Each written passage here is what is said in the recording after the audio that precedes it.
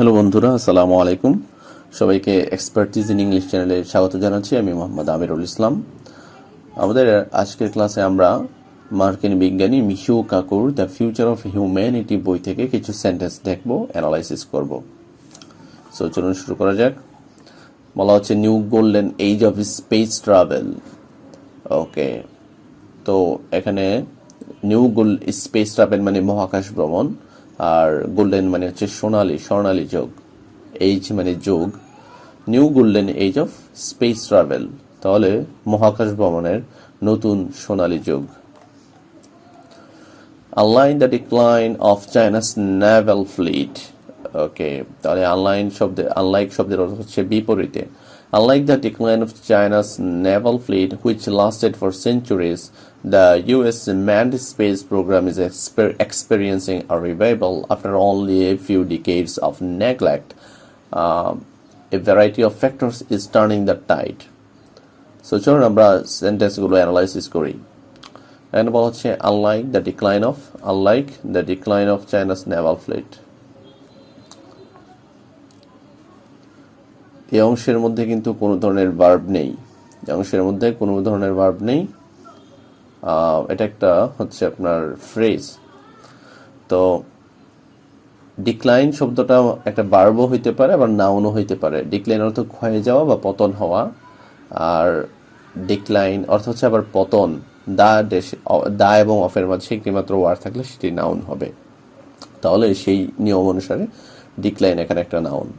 চায়নাস naval fleet, China's রয়েছে, that's why এটা হয়ে যাবে একটা positive adjective. Naval fleet which lasted for centuries.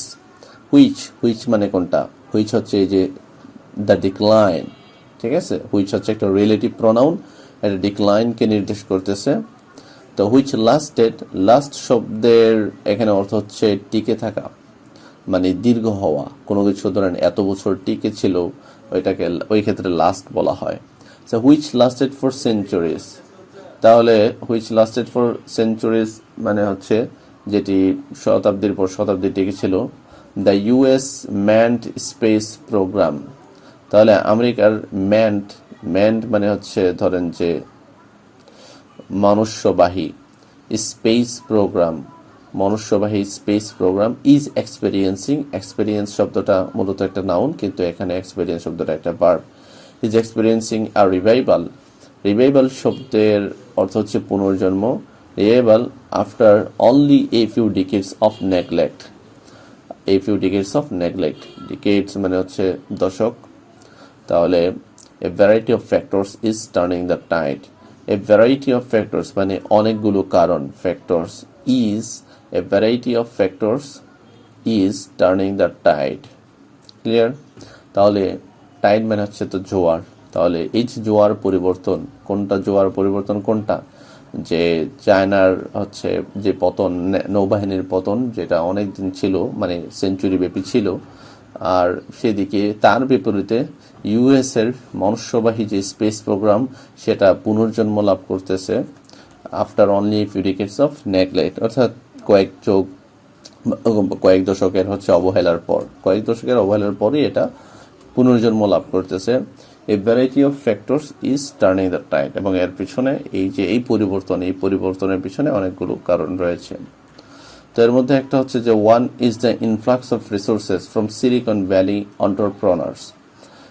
তো এর মধ্যে একটা হচ্ছে ইনফ্লাক্স মানে প্রবাহ, আর কিসের প্রবাহ? রিসোর্সেস। অফ মানে এর অর্থ দিচ্ছে। একটা কারণ হচ্ছে ইনফ্লাক্স অফ রিসোর্সেস কোত্থেকে? ফ্রম সিলিকন ভ্যালি এন্টারপ্রেনার্সদের থেকে সম্পদের প্রবাহ। A rare combination of private funding and governmental financing. তাহলে এ রেয়ার কম্বিনেশন, রেয়ার শব্দটা এখানে একটা অ্যাডজেক্টিভ এবং কম্বিনেশন একটা নাউন। তো কম্বিনেশনের একটা ভার্ব আছে, সেটা হচ্ছে কম্বাইন, এবং একটা অ্যাডজেক্টিভ আছে, সেটা হচ্ছে combined. Okay, rare combination of private funding অর্থাৎ বেসরকারি তহবিল অ্যান্ড গভর্নমেন্টাল ফিন্যান্সিং এবং সরকারি অর্থায়ন ইজ মেকিং পসিবল, এটা কি করতেছে? সম্ভব করতেছে a new generation of rockets. তাহলে নতুন জেনারেশনের রকেট বানানো পসিবল করতেছে, is making possible a new generation of rockets. At the same time একই সময়ে বলা হচ্ছে the falling cost of space ট্রাভেলের ফলিং কস্ট। ঠিক আছে, তো ফলিং শব্দটা এখানে একটা present participle. Cost of space travel allows a range of projects, তাহলে এটা কি করে, অ্যালাউ করে, অনুমোদন করে। অ্যালাউ অর্থ অনুমোদন করা, কিন্তু এখানে অ্যালাউ শব্দের অর্থ হচ্ছে হতে দেয়। এ রেঞ্জ অফ প্রজেক্টস মানে অনেকগুলো project, A range of projects মানে কি অনেকগুলো প্রজেক্ট। টু বিকাম ফিজিবল মানে হতে দেয়, ফিজিবল মানে বাস্তবায়নযোগ্য, সম্ভব। তো the falling cost of space travel allows a range of projects to become feasible. অর্থাৎ অ্যাট দ্য সেম টাইম একই সময়ে the falling cost of space ট্রাভেলের যে আপনার ফলিং কস্ট মানে ফলিং মানে হচ্ছে পতনশীল, কস্ট মানে হচ্ছে মূল্য, তাহলে পতনশীল যে মূল্য অর্থাৎ দাম কমে যাওয়া, সেটা কি করে allows a range of project, সেটা হচ্ছে অনেকগুলো টু বিকাম ফিজিবল, অনেকগুলো প্রজেক্টকে বাস্তবায়ন হওয়ার সুযোগ করে দেয়। Public support for space travel is also reaching a tipping point. আচ্ছা, পাবলিক সাপোর্ট, পাবলিক শব্দটা এখানে একটা অ্যাডজেক্টিভ। পাবলিক সাপোর্ট হচ্ছে একটা নাউন। ফর স্পেস ট্রাভেল মহাকাশ ভ্রমণের জন্য is also reaching a tipping point.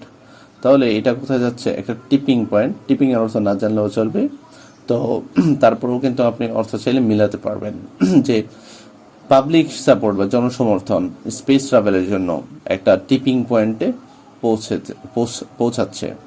As Americans again warm up to Hollywood, warm up অর্থ হচ্ছে আগ্রহী হওয়া, ওয়ার্ম আপ এমনিতে অনুশীলন করা, আবার ওয়ার্ম আপ অর্থ আগ্রহী হওয়া। As Americans again warm up to Hollywood movies and TV specials about space exploration. তাহলে স্পেস এক্সপ্লোরেশন এবং হলিউড মুভি নিয়ে তাদের আগ্রহের ফলে পাবলিক সাপোর্ট কি করা হচ্ছে, একটা টিপিং পয়েন্টে পৌঁছাচ্ছে। সো এক্সপ্লোর মানে হচ্ছে আবিষ্কার করা, নতুন কিছুকে জানা, অজানাকে জানাকে বলা হয় এক্সপ্লোরেশন। সো বন্ধুরা, আমাদের আজকের ক্লাসটা এই পর্যন্তই। ধন্যবাদ সবাইকে। ক্লাসটি কেমন লাগলো কমেন্ট করে জানাতে পারেন, এবং ভালো লেগে থাকলে বন্ধুদের সাথে শেয়ার করার অনুরোধ রইল। ধন্যবাদ সবাইকে। আসসালামু আলাইকুম।